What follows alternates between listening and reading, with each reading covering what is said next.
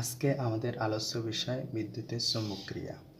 এই চৌম্বক ক্রিয়া সম্পর্কে সম্যক ধারণা পেতে হলে আমাদের আগে তিনটি সূত্র সম্পর্কে জানতে হবে। প্রথম সূত্র ভিপি আইপি ইকুয়াল হচ্ছে ভিএস আইএস। এখানে ভিপি হচ্ছে মুখ্য কুণ্ডলীর বিভব, ভিএস হচ্ছে গৌণ কুণ্ডলীর বিভব, আইপি হচ্ছে মুখ্য কুণ্ডলীর প্রবাহ, আইএস হচ্ছে গৌণ কুণ্ডলীর প্রবাহ।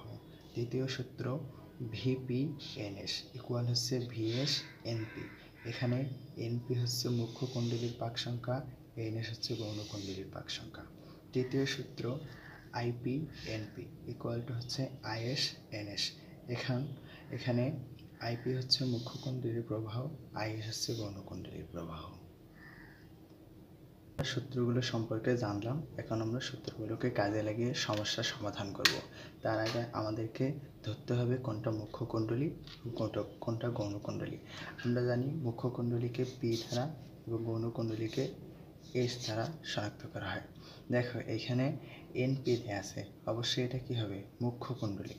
এখানে কোনো কিছু দেয়া নাই, এজন্য এটা হবে কি? গৌণ কুণ্ডলী। তাই এখানে দেয়া আছে মুখ্য কুণ্ডলীর বিভব 240 ভোল্ট এবং পাক সংখ্যা আছে 50। এইদিকে তাহলে গৌণ কুণ্ডলীর বিভব হবে 8 ভোল্ট এবং তড়িৎ প্রবাহ অর্থাৎ গৌণ কুণ্ডলীর তড়িৎ প্রবাহ হবে 0.9 অ্যাম্পিয়ার। প্রশ্নে বলছে এই যন্ত্রের মুখ্য কুণ্ডলীর প্রবাহ মাত্রা কত। এখন আমরা যদি সমাধান করতে যাই তার আগে আমরা এই সূত্রটা জেনেছিলাম, ভিপি আইপি ইকুয়াল হচ্ছে ভিপি ইকুয়াল টু হচ্ছে 240 ভোল্ট এবং ভিএস ইকুয়াল টু হচ্ছে 8 ভোল্ট এবং আইএস ইকুয়াল টু হচ্ছে 0.9 অ্যাম্পিয়ার। যেহেতু বলছে এই যন্ত্রের মুখ্য কুণ্ডলীর প্রবাহ মাত্রা, অর্থাৎ IP equal two 1, IP equal two হবে ভিএস আইএস। আমাদের প্রশ্নে আইপিকে বের করতে বলছে, তা আমরা আইপিকে এই দিক রাখবো, যেহেতু ভিভি এখানে গুণ হিসাব আছে, এদিক গেলে অবশ্যই ভাগ হবে, লিখতে পারি বা IP equal to VS IS divided হবে ভিপি। এখন আমরা মান বসাই দিই।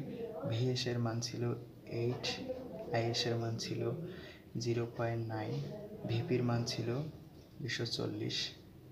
আমরা এখন ক্যালকুলেটরের মাধ্যমে সমাধান করার চেষ্টা করি।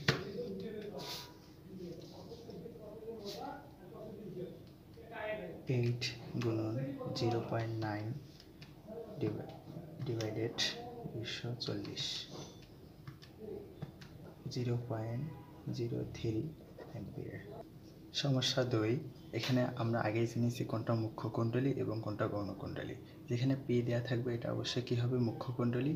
যেখানে এস দেয়া থাকবে এটা হবে কি? গৌণ কুণ্ডলী। তো এখানে বলছে গৌণ কুণ্ডলীর ভোল্টেজ কত। এর আগে আমরা একটা সূত্র জেনেছি, ভিপি এনএস ইকুয়াল টু হচ্ছে ভিএস এন পি।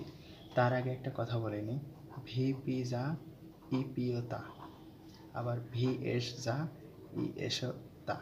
আমরা এখানে লিখতে পারি যে এখানে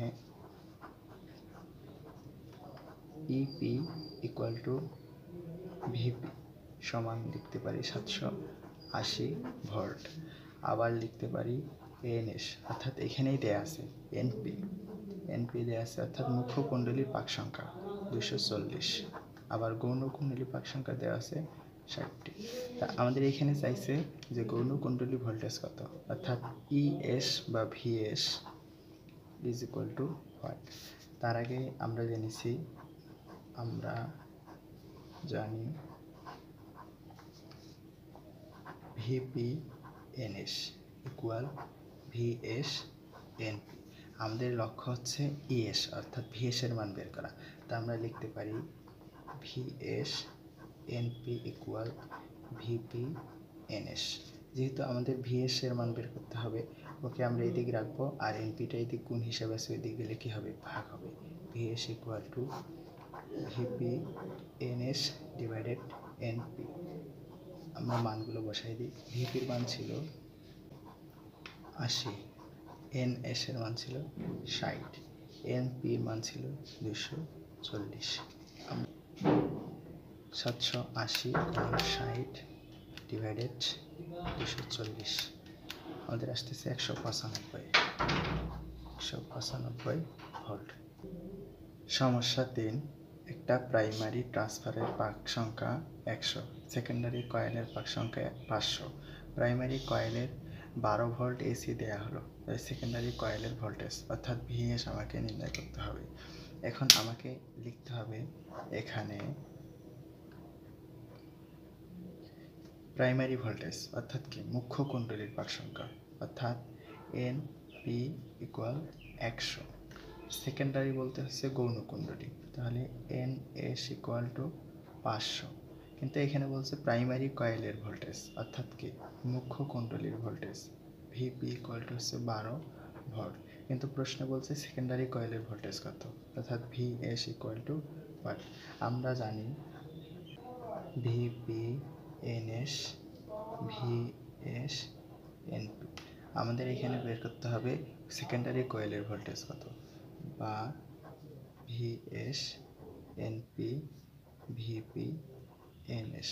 তাহলে ভিএস ইকুয়াল এদিকে রাখি, এটা হবে এদিক গুণ, এদিকে সে হবে ভাগ, ভিপি এনএস। তাহলে লিখতে পারি ভিপি হচ্ছে 12, এনএস হচ্ছে 500, এনপি হচ্ছে 100। এখন আমরা 12 গুণন 500 ডিভাইডেড 100, তাহলে আমাদের আসতেছে 60 ভোল্ট। ঠিক আছে, তাহলে সেকেন্ডারি কয়েলের ভোল্টেজ হবে 60 ভোল্ট।